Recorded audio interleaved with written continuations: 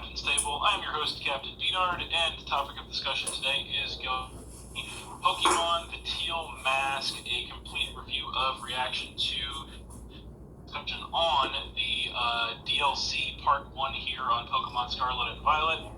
Here to discuss that with me, returning to the Captain's Table for the 6th time now. We're talking about Pokemon, so you know who it's going to be. It's going to be the infamous Joey Fontaine.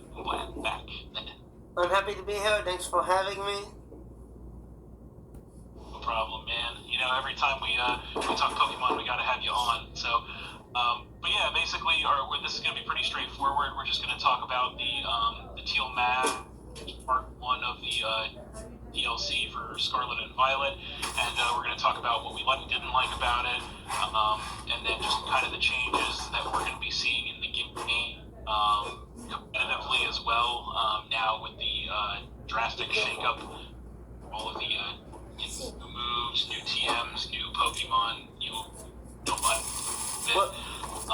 which is going to, of course, drastically change competitive, which, of course, we're both into, so yeah, that's pretty much it. We're going to jump right into it.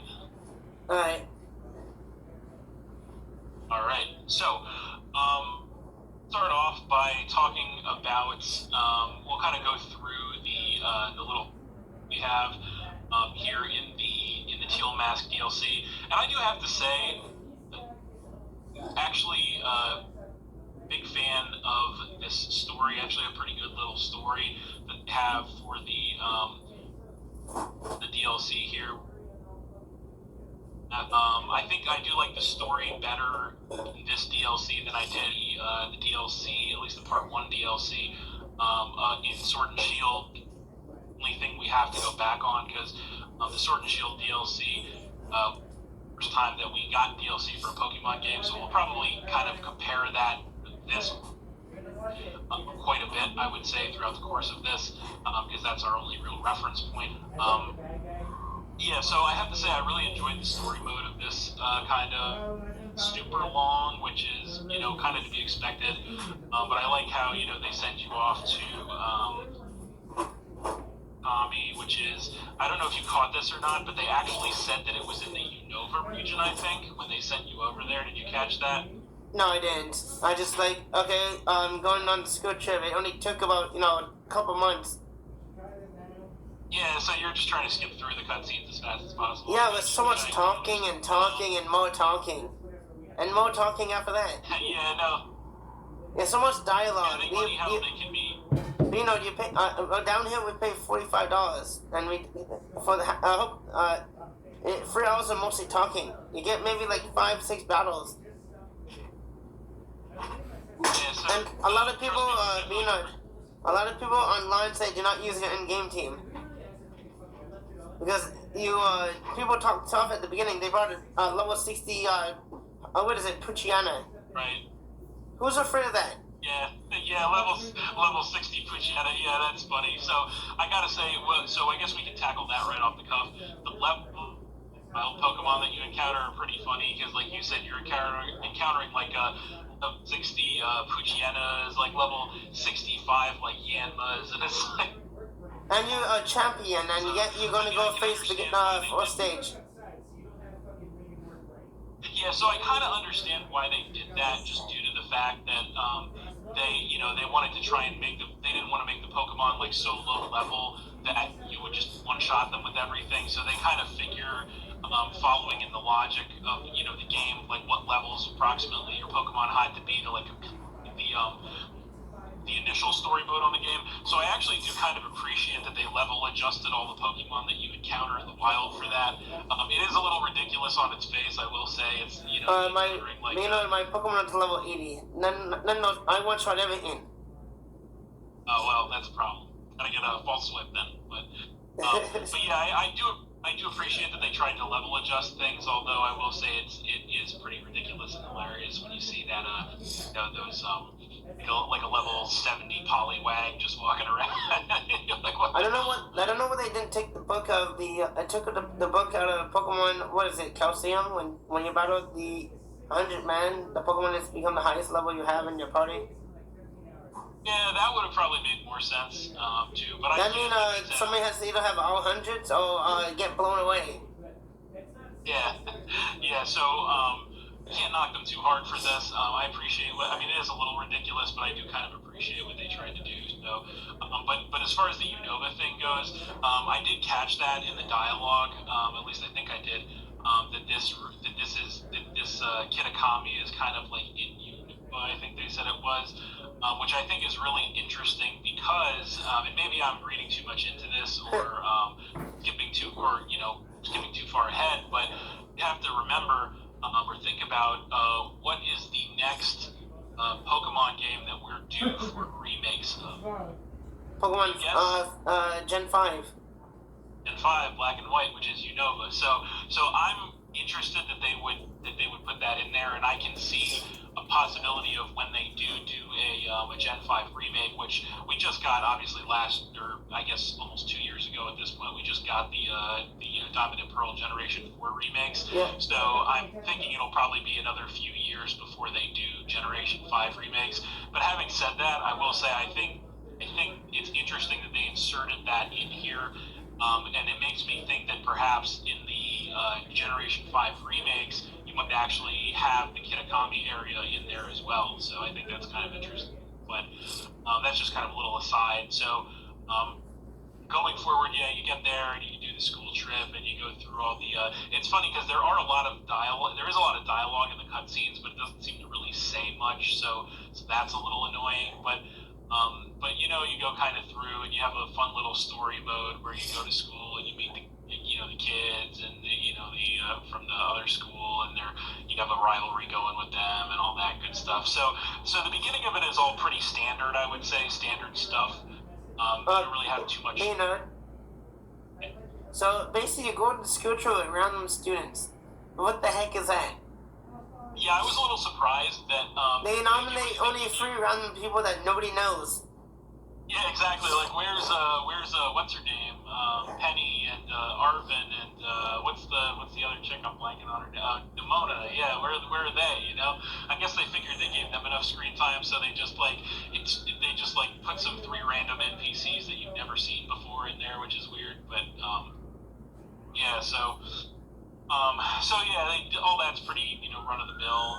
Nothing too crazy. But then you hear about the legendaries and the story that follows the legendaries and all that stuff. With the I'm sure we're all familiar with that, so we don't really have to relitigate it. But then I think the interesting part to me comes in toward like the middle to the end of the story, obviously, where you find out where it's like, to make a long story short for everybody, the story was that the legendary trio, the heroes of Kitakami, which are Uki Duki, Monkey Dory, and Pheasantipity, and they were the heroes, and the Ogre Pond, the standalone legendary, was the villain, and then you get the M. Night Shyamalan twist, that it turns out that it was the other way around, which, might be a cliche in a movie, but in the world of Pokemon, that's not really something they do ever. So I appreciated that we tried to do something different with that, and they actually like outright had Pokemon be the villains, and not like, they're just misunderstood or they're this or that. Like, no,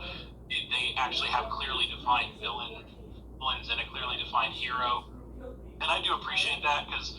One of the things in the story aspects that I didn't like about Sword and Shield, which I will say I did like the story of Sword and Shield, but I will say it was annoying how there was like a lack of a villain almost, was it in Sword and Shield? It was like Team Yell, which was just god awful, and then you had like it was so stupid. Yeah, and then you have the ultimate evil villain was like the dean of the Pokemon Academy or whoever the fuck it was, and then he's like. After he like some little resistance and gets his ass kicked, and he's like, "Oh, sorry about that," and he just leaves. That's like what the fuck. That's funny. So I did appreciate in this that they had more clearly defined villains. I appreciated the little twist there. I also appreciated the what's his name? The Kieran character. That's you kind of start off as friends with them, and then you kind of see. Friendship morph into like jealousy, and then toward the end, like in that last final cutscene of the story mode, you almost see it morph Like he Yeah. looks like he's gonna like give him. He's not to borrow a term from pro wrestling, but he's about to do a heel turn. I think he's turning evil, you know, and he's seems like we're gonna see him again in maybe the part 2 of the DLC with like a new look and a new attitude. He's gonna be like blown evil. I was too worried about his hairstyle. What the hell? How does man sees? Yeah, so his hairstyle is god awful. So I'm hoping he gets the overhaul of that. Since the older sister, her hairstyle, I think it actually kind of works for her. It's not as like it's just like the bangs are a little weird, which is Well, whatever, in 2023, you know, everything has to be trans. Oh, it has to be the same. Well, you're not. If not, your name is going to be on the list. Yeah. Well, you're not wrong there, but yeah. So I think it was fine with her, but his hair was just I don't know what that. But so I'm happy to see that. But yeah, I think I gotta tell you, the Kieran character specifically, when they first introduced him, I was like, oh great, another fucking like sad, like whiny baby that you have to like coddle and like, you know, like help him realize that he's good enough to be second place now, you know, like every other fucking rival in like the last half a dozen games, you know. But no, they actually went in a very different and interesting direction with this guy, which I very much appreciate. I was very happy about that to see, like, and I'm very interested to see what they do with him in the second part of the DLC, because like I said, I think he's gonna come back like full-blown evil in the second part of the DLC, and I am here for that. Maybe he'll go full golf on you and scare you. Just gotta cut the hair, do something with that hair. That hair is nuts. Why do you want that hairstyle in the game if they have added it? No, I would not use it. But actually, now that you mention it, I'm kind of surprised that you can't already select that hairstyle. That's funny. No, you get the hairstyle we get from the DLC is you get to look like a rhinoceros apparently with like that freaking spike on your head. You know what I'm talking about? You become the pack kid. Yeah. Do you know the backpack kid? Yeah, backpack. Yeah, from the last game. Yeah. No. There's actually a actor. They call him backpack kid. He's a backpack and he has like spiky, one giant hair pointing up. Yes. Okay, no, I can't say that I've seen that. You can just Google it. Yeah, no, I will. So, yeah, no, I think so. How did you? But I kind of gave you my opinion of the story mode, but I want to hear what your opinion is. Fine. Well, besides for me saying too much talking, I can't emphasize that enough. The storyline was just like at least the game give you arrows. They give you check marks where to go. Yeah. I didn't do that when I didn't notice that on my live stream. I live streamed for an hour and I was running back and forth in places I'm not supposed to go there yet. So like, this place, no, I've not been there. So what I did is I took shortcuts. I went over the mountains. Okay, yeah, of course. Since we have that option, we don't have to walk around the whole cave. So I took shortcuts. I jump over mountains. Oh yeah, so did I. I was like, as soon as they let me ride a Coradon or Coradon, I was just like, hell yeah, like the hell with this. I'm not walking up the path. I'm just climbing up the side of the damn mountain. That's why wouldn't I, you know? Yeah. So I find it very too much talking, and the Pokemon levels are terrible. Well, the levels are okay, but the Pokemon, they gotta evolve it. The heck. Yes. Even every gym battle besides from the crazy hairdo guy, at least his Pokemon somewhat get stronger as you progress.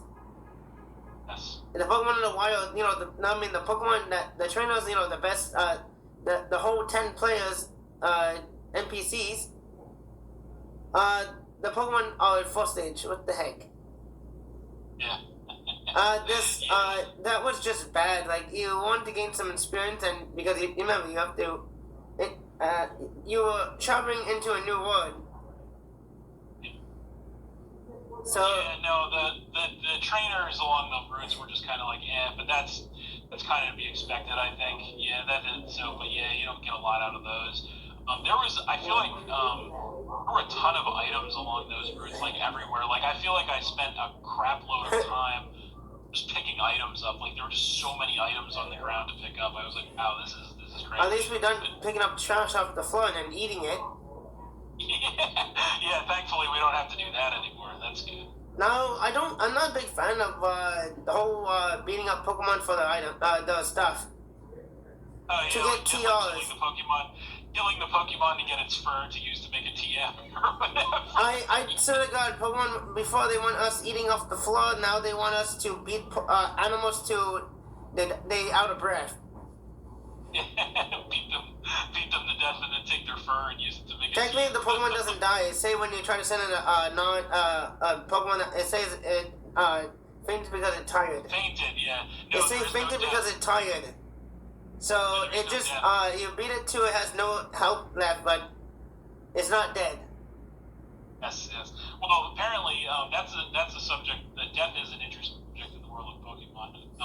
But yeah, speaking of that, I almost forgot. So, kind of the crux of the story, going back to that for a second, is that the Ogre Pond had like killed the other three Pokemon apparently, but then like somehow it was because the mask was there. They like somehow got brought back to life and whatever, which was easy. I don't know what.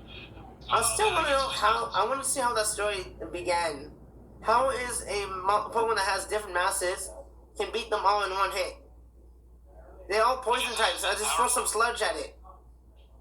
Yeah, they're pretty much all weak to poison. They rock one, but yeah, no, I think that whole idea of that story is interesting. Like I said, that's why despite the fact that I think, and we will get to this in a second. Despite the fact that I do think that this DLC was overpriced as the last one was, I did like it. I was pretty happy with it, just because that story of, they're telling you in one of those long ass cutscenes, they give you the story of the ogre and the legendary trio, the loyal three, and all that, and then it turns out to be BS, obviously, and Yeah. but I thought it was a pretty fun, interesting little story, to be honest with you, with that whole thing, and it kind of kept me interested in it because I was playing it on my vacation actually here and there, like when I would be in the because like the week that this came out, I actually went on vacation. And you didn't come to Montreal. Shame on you. No, but I actually, spoiler alert, am coming to Canada later this month in about 3 weeks. Stop in Montreal. It's like 6 hours away from where I'm gonna be. So you're gonna be in Toronto? Yeah, I'm gonna be in Toronto. I can come visit you if you want. I will pay the ticket for the bus. If you really want to, like I said, it's a 6-hour drive, but I'm gonna take the bus. Oh God, that's even further. But yeah. No, there's what is it? Mega 8 that goes to Toronto. Oh, Greyhound. Okay.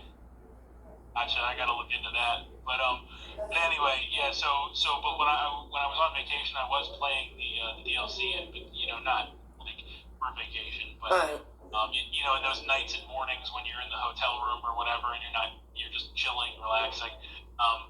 So the story did keep me enthralled. I was interested with it. I liked it. I do actually like, as far as the I guess we can talk about the new Pokemon that we got now. Yeah, we can do that. Yeah, so we kind of talked about these Pokemon last time we talked about this when the DLC was announced. So we'll talk about Ogre Pond first. So that's the standalone legendary, obviously.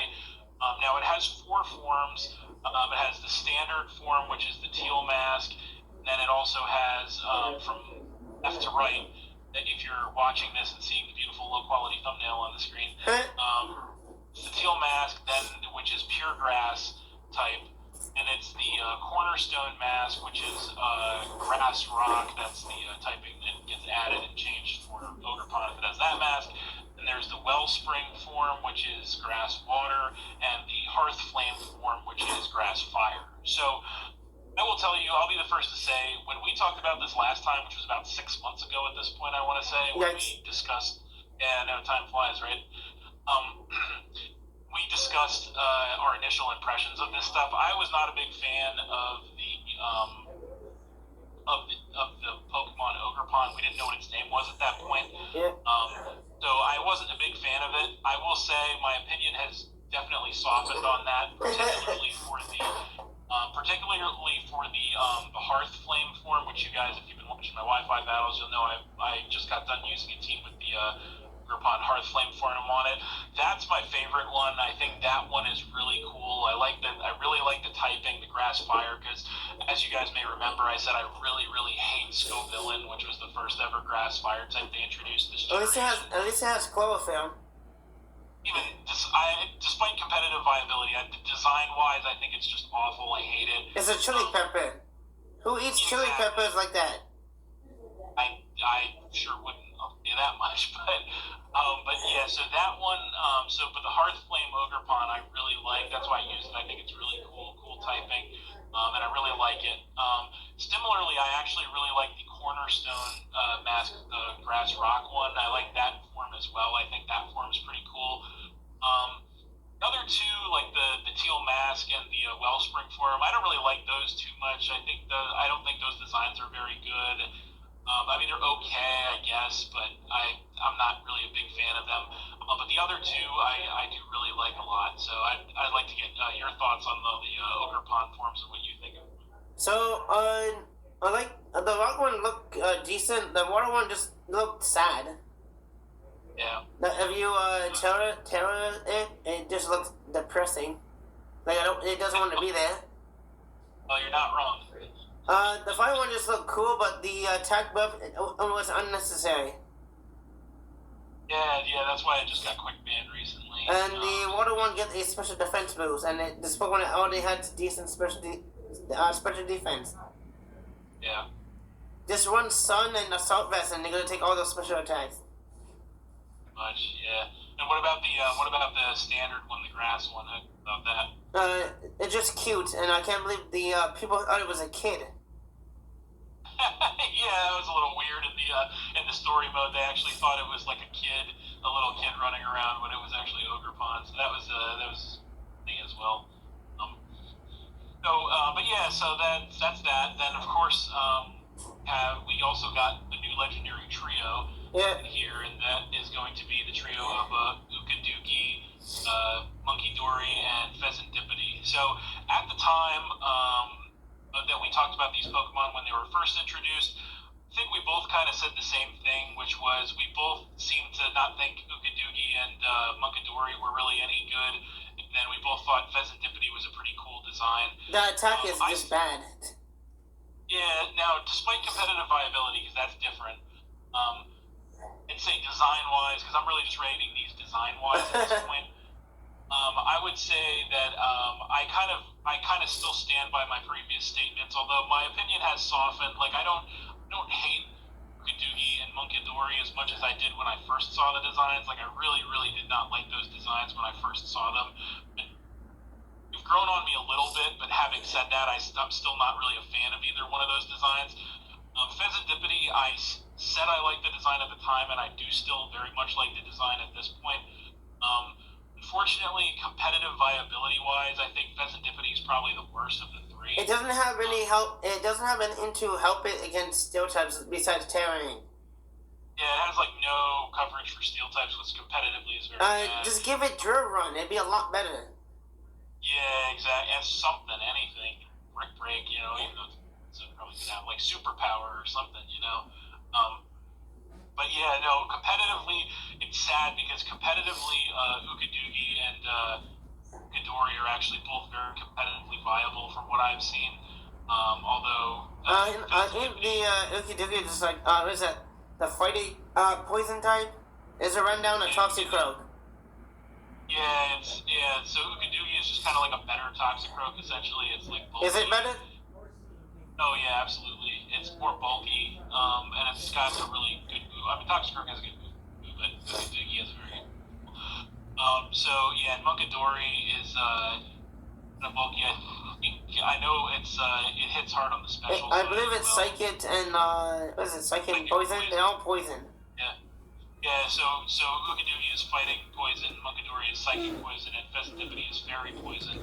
But yeah, so I think, like I said, the first two are definitely more competitively viable than the third one, unfortunately. But yeah, having said that, like I said, from a design standpoint, I still kind of stand by what I had said back then. So, Yeah, no, Yeah, I don't think I use any of them. I tried Teams with it, and then that's about it. gotcha. I was using the board wannabe one. Serendipity. Yeah, and the moveset is just not the best. Yep. Yeah, unfortunately, it doesn't have a great The only moveset. thing that good is it has U-turn. I was gonna say, but damn, it looks cool. That's all I can say. Yeah, we need It drill might one or have- summon. We need someone to hit steel types. Besides Terran. Yeah, yeah, that would be nice for sure.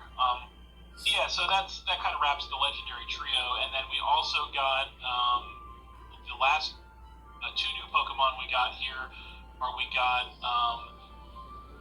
Poltergeist and Sinestia, and we also got Diplin. So those are like three new kind of standard Pokemon that you can just get, in the wild in the Teal Mask DLC. So Poltergeist and Sinestia are kind of like, and they're not regional variants, but they're like kind of like how what they did with Tentacool and Tentacruel with Toad School and Toad Scroll. So it's like forget the terminology they use and some other terminology. They got lazy. They just make new Pokemon from old Pokemon.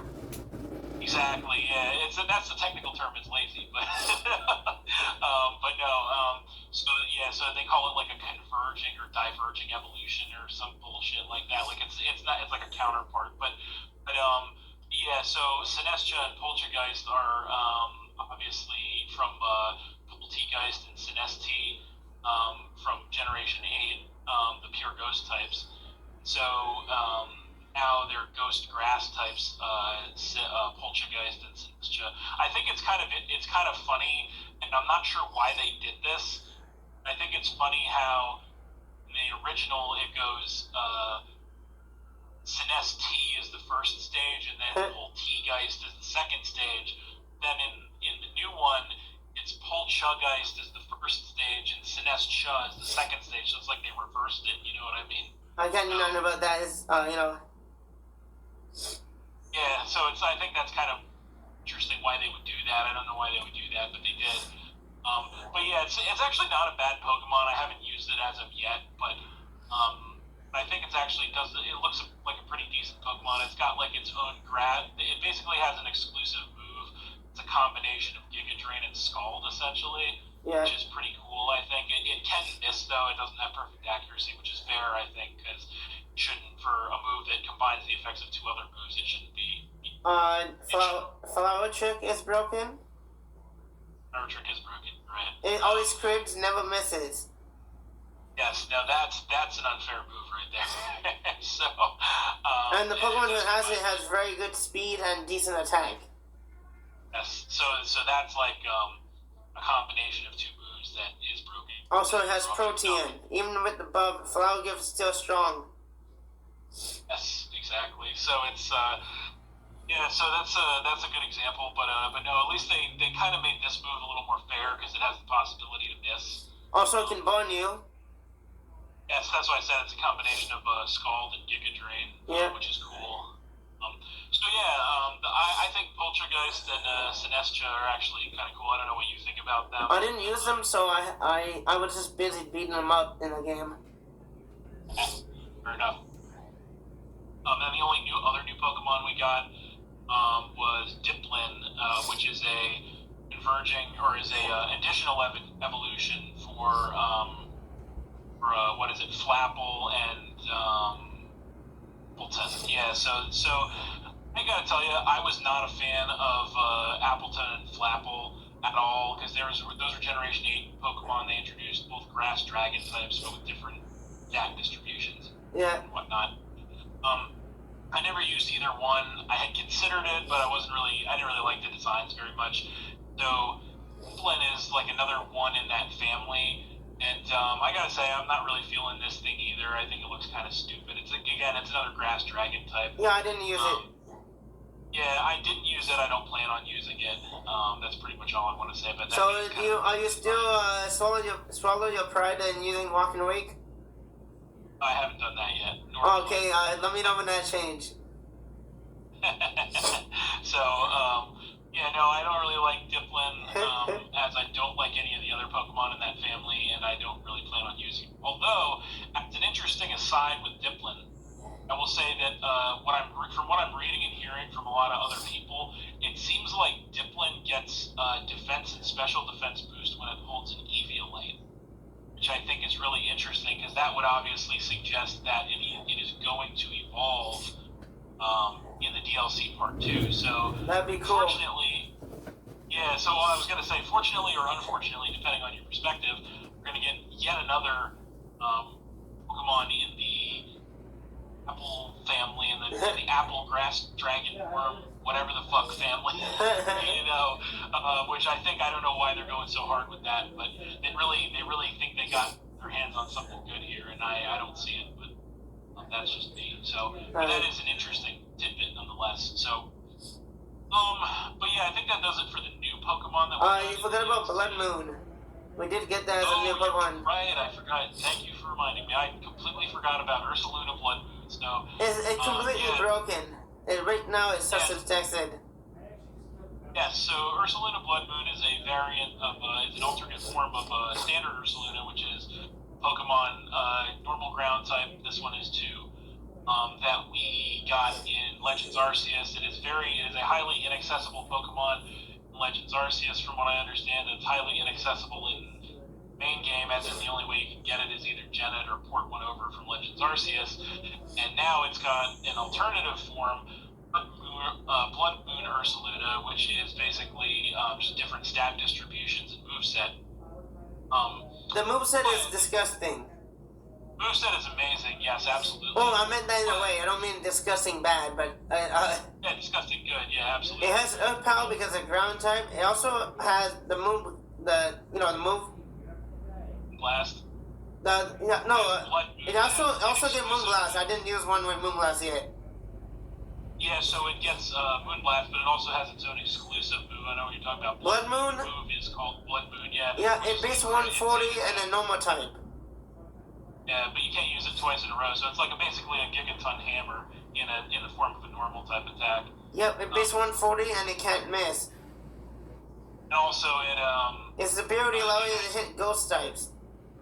I was just gonna say, so its special ability, Ursaluna Blood Moon has a special ability that lets it. It's basically Scrappy, but with a different name, essentially. Which yeah, they keep doing that with Libero and then Protean.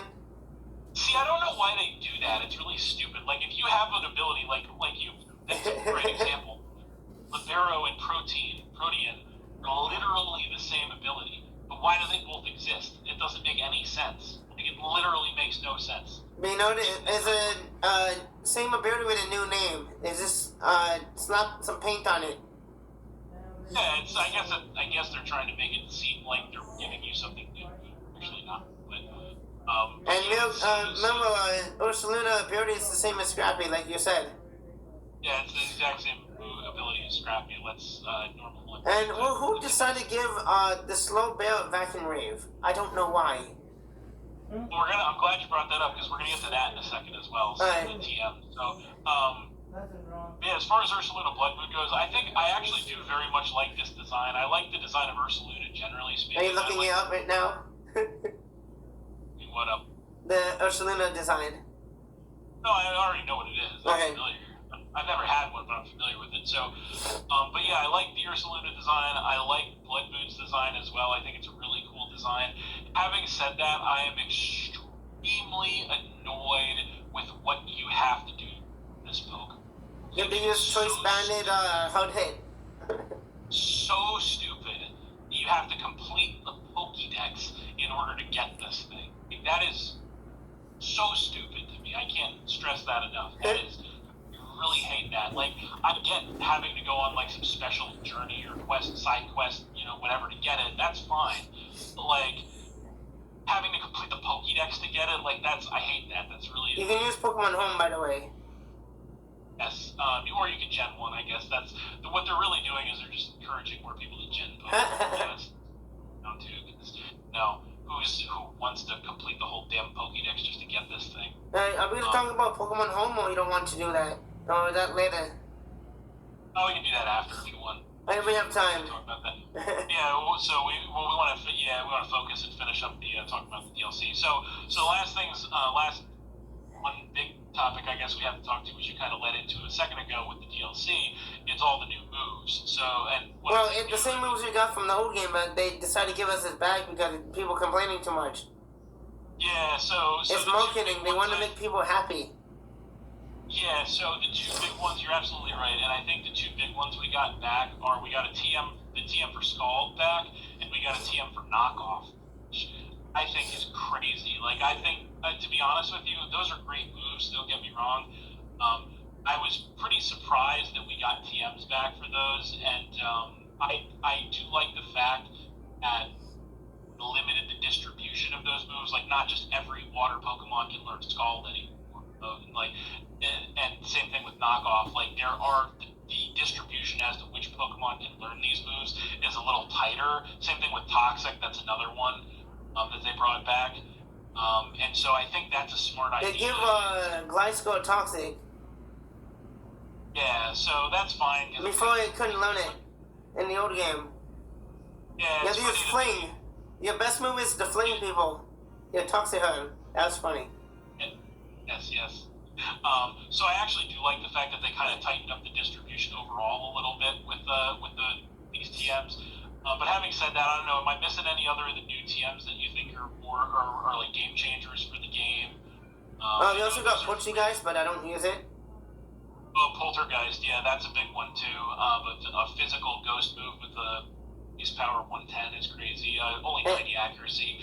It will fail if the opponent does not have an item. So also, there's a Fire Outrage. What is it? Raging Fairy? What? Raging Fairy. Fairy? Or I don't know. It's the Outrage, but it's fire. Oh, I haven't seen that. It's from Legend Arceus. It's from the old games. Is that a TM? No, yes, it is. At the bottom. Do you have your game near you? No, it's off right now. I'm not gonna turn it on, but. My Switch is right in front of me. I can get all the TMs. Gotcha. Yeah, I haven't really seen that. Oh no, I'm cheating. Security. Well, expect no less. But yeah, there's a lot of TMs that are gonna be game changers like that. Like I said, I think they were smart to kind of tighten the distribution of some of those moves a little more. Scale Shot was in. Oh, Scale Shot, that's a big one too, yeah. Misty Explosion, I don't really use that. That's the reason that Baxcalibur got banned. It got Scale Shot, and I guess it was too good. Lash Out. So Lash Out, that doesn't matter too much. Burning Jealousy, that's another one actually that might be a game changer because it's a decently strong special attacking fire move that has like a more wider distribution. Like there's a lot of Pokemon that can't get fire moves that do get that fire move, so it kind of widens coverage for certain stuff like Alolan Persian and like other dark types that like don't learn fire moves, but they get Burning Jealousy because it's kind of like I guess it's a gimmick for them because it's kind of like an evil, type thing. I guess that's the tie-in, but yeah, I'm trying to think if there's anything else that I. Yes. What is it? Flip Tone finally back, but only some Pokemon get it. Yeah. Turn, yeah. Grassy Glide.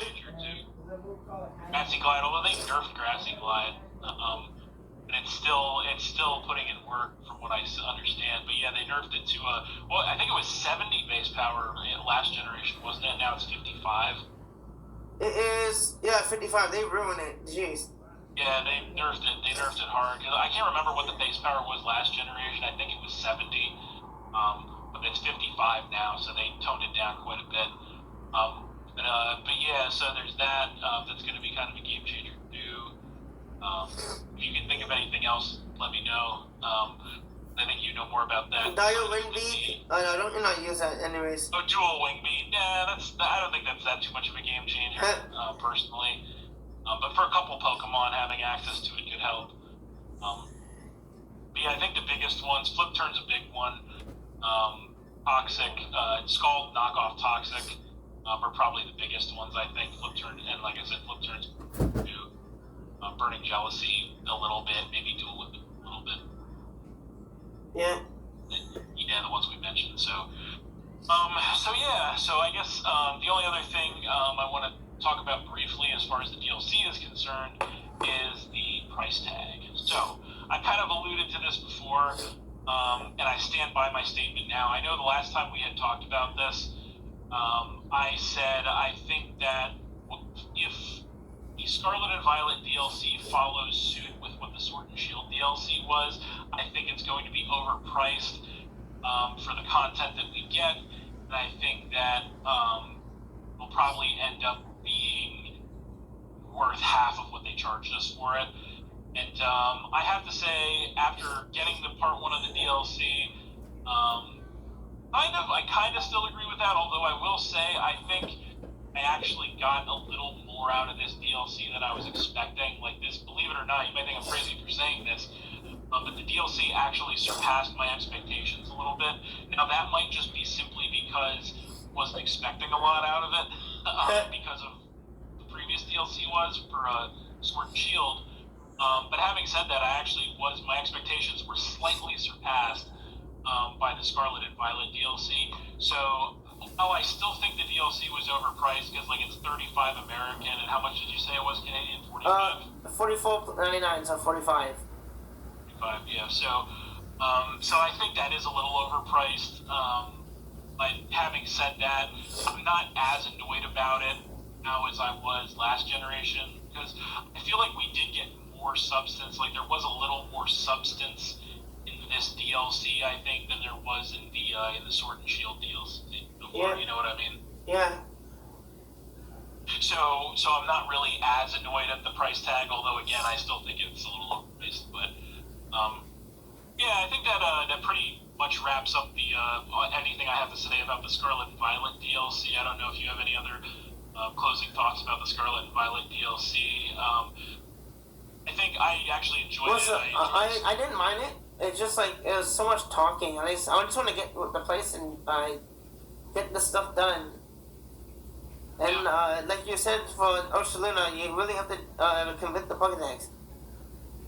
That's tedious. Nintendo really want to hold our hands and make us do fetch quests. Yeah, pretty much. No, you're not a fan of the fetch quests. I know that. No, remember the DLC, and I complained for 3 hours. Yeah, I do remember. On my live stream, right? Like, are you kidding me? Yeah, so then you came on my podcast and complained about it some more, which was fun. So I do remember that. Us talking when we were talking about that, I do remember that. Which That's why I did a little bit of streaming of the DLC. Then because I didn't see where the flag's at, so I was just exploring a new place. And then I find out where the flags is, and like, okay, I have to go there now. Like the NPC tell you, oh, meet me there. They couldn't take me with them. That would be nice. So like I even say that in my stream, like, what the hell? You can't take me with you? Yeah, that would, some games ask you if you want to go with them. Some old games ask you if you want to go with them. Yeah, that would make more sense. But that would deprive you of the ability to walk there yourself. So, because who doesn't want to do that, right? Yeah, so I agree with what you're saying. I do think it's a little wordy, like the dialogue and the cutscenes were a little wordy for sure. It is probably one of the worst things about this DLC, I think, to me, is what you have to go through to get Blood Mortar. I hate that.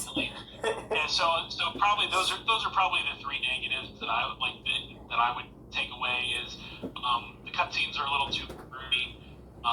What you have to do to get Blood Moon Ursaluna, I guess the tongue twister, I can't say it. Blood Moon Ursaluna. What they could do is just an idea. You know how they tell you the story. Why don't they just show us a cutscene? Yeah, they should use the cutscene time for that. That would be nice. Like it would let you you can hear it. You can ask. They can do the cutscene with sound. And it's like explain the story instead of all that dialogue. Whoa, jeez, I almost fall asleep with that. Made me a little bit dizzy.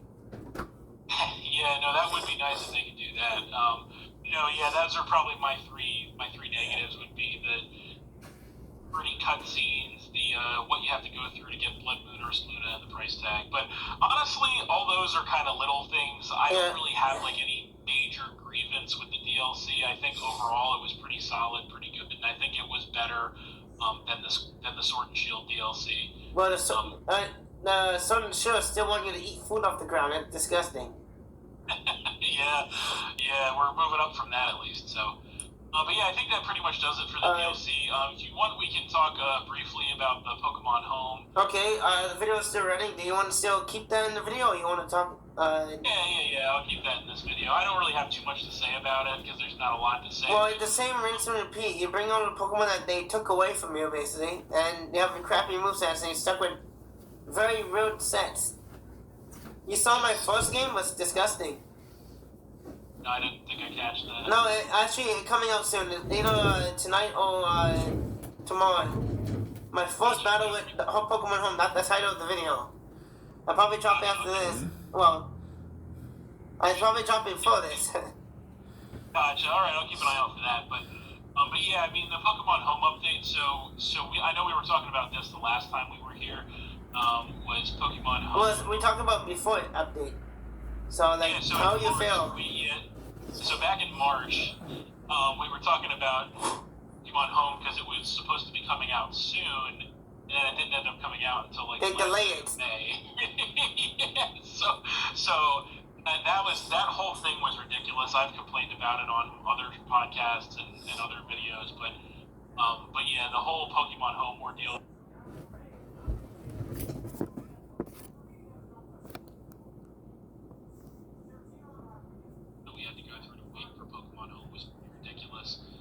And that was only a fraction of the stuff that we even got made available to us in this game, in the DLC, I should say.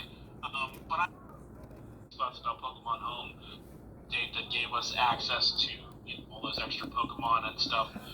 My two thoughts are: A, I am extremely annoyed that it took as long as it did to update it. That was just absurd. But B, I will say that I am very happy that we finally did get access to all that stuff. Specifically, I'm very happy that they gave us access to all the Legends Arceus stuff, because as somebody who didn't play Legends Arceus, I was very happy that we got access to that stuff. I was with you that I didn't play it. Right, so I'm sure you were happy that they gave us access to all the Legends Arceus. Yeah, new toys to play with. I love it. Exactly. So, yeah, so that's pretty much all I got to say about Pokemon Home. I don't really have too much else to say about that.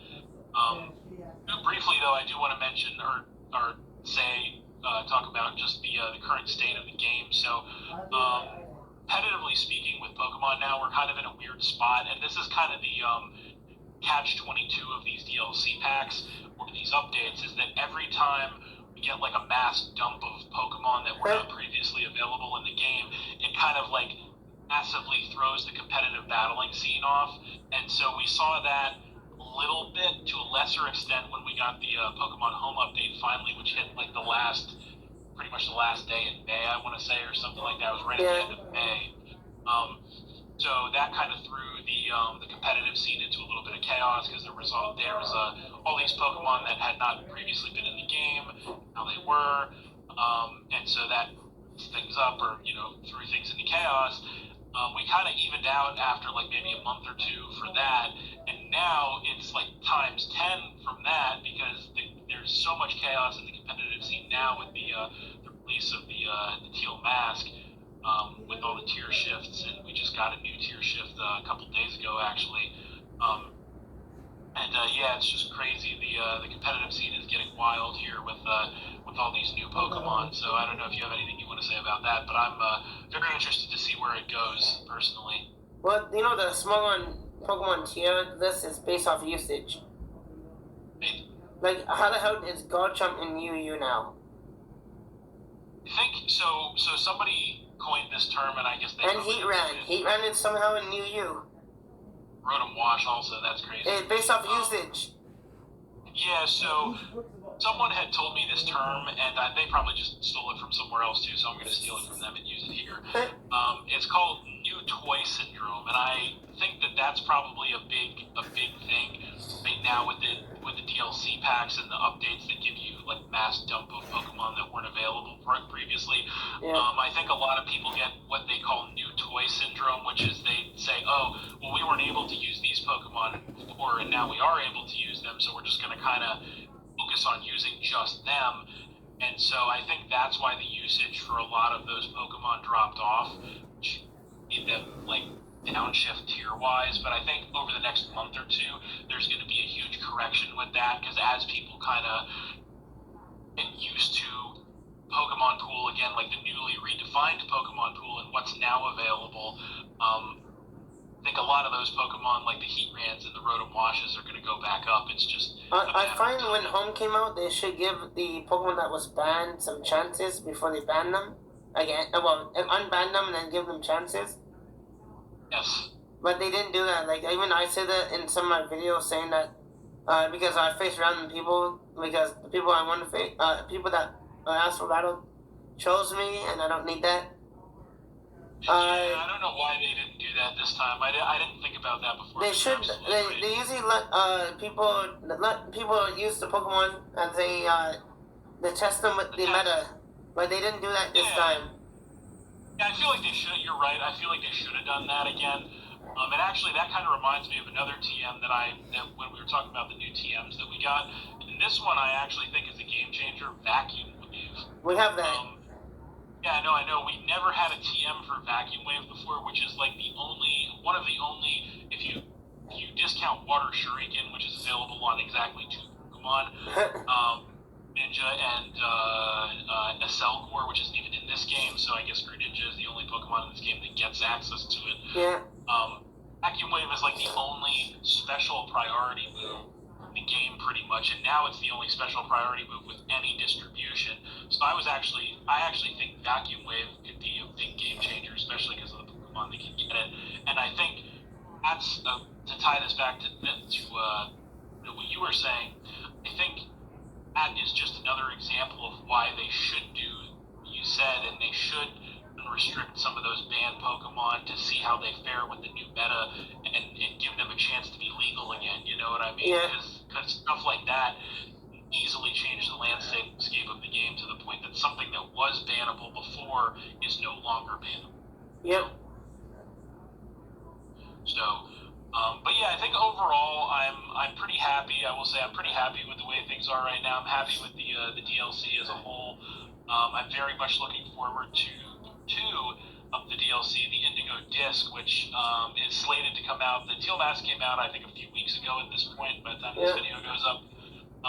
The Teal Mask is going to be coming out by the time this video goes up in like 2.5 months, I want to say. We don't actually have a release date for the Teal Mask, but they said it's going to be in December of 2023, I believe, which is like... They might lie to us. Now. It won't be the first time. Yeah, I gotta be honest with you. Actually, there's one more thing I want to add. I gotta be honest with you. I was very surprised when they actually dropped the Teal Mask in like the second week in September. I was shocked they did that because of all the foot dragging and postponing they did with the home update.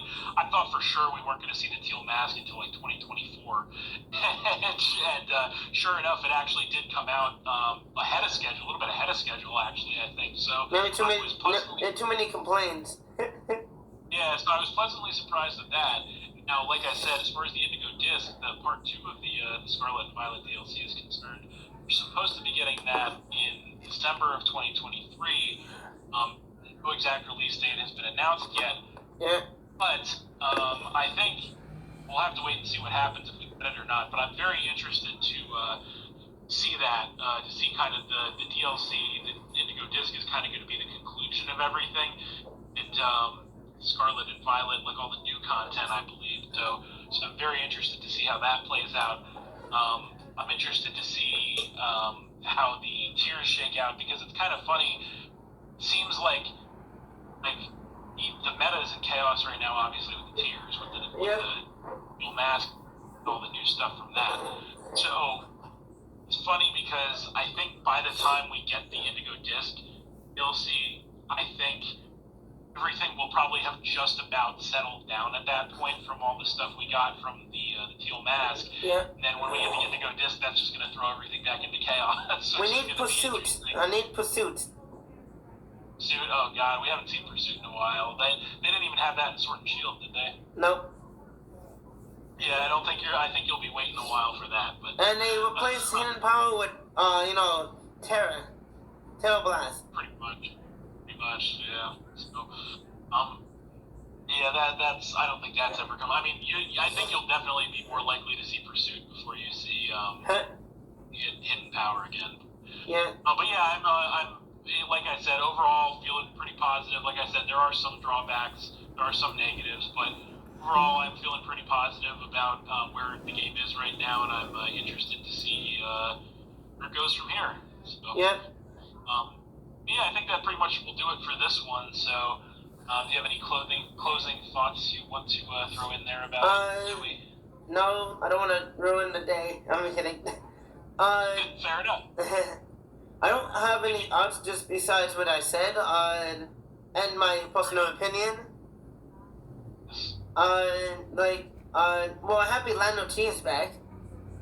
I was just gonna say, yeah, it's you gotta dust them off, man. Now that Lando is back, you gotta dust The them good off. news about home is they have a hack check. Today? Oh yeah, so you can't hack Pokemon. Well, watch my new video. I'm gonna post after this. Yeah, watch it. I'm gonna send it to you if you want. Yeah, that's fine. I'll see it. I see it either way. That's Okay. fine. Well, that's it for now. Okay, cool. Yeah, so you're feeling pretty positive overall and interested toward the future as well, I suppose. Yeah, I don't know why they make mountains in the game, in the new area, you upside down, so you have to jump to the side and go up it. Yeah, there's a pretty tall mountain. And it was less water in there. Usually mountains become pillars upside down due to the concentration of water. Yeah, so I do like I do think there's a lot of water in Paldea, that's for sure. Not so much water in Kitakami, which is I'm okay with, but like I said, I think that's probably a good place to leave it. So Yep. that's it. Thanks for watching it, everybody. Hope you all enjoyed it. Please hit that like button, leave a comment, and or subscribe if you did enjoy it, and stay tuned for more new videos in the future. I would like to thank my guest Joey Fontaine for joining me once again to talk about the Teal Mask DLC and all things Pokemon. So thank you for that, Joey. No problem. Happy to be here, and hopefully we talk about the next one when it actually drops. I was just gonna say, yeah, you'll probably see us back talking about the Pokemon once again once the Indigo Disc drops in the future. So, but stay tuned for all of that, and that's it. And we'll see you next time. Yep. All right. That is a wrap. Yeah, Paris backwards. Yeah. Weird. Well, you say Paris backward, it's a wrap. I didn't even notice that. That's funny. Sorry, I know urban slang. My bad. That's all good. All good, man. Yeah. So, do you want to, say goodbye with me? Yep. Hey, good talking to you, man. Let me know when you want to battle me. Yeah, so sometime later in this week, maybe. If you want to get a game going sometime later in the week, I could definitely be down for that. Do you know when you're gonna have your team ready? Yeah, probably by the end of the week for sure. I'll have it ready.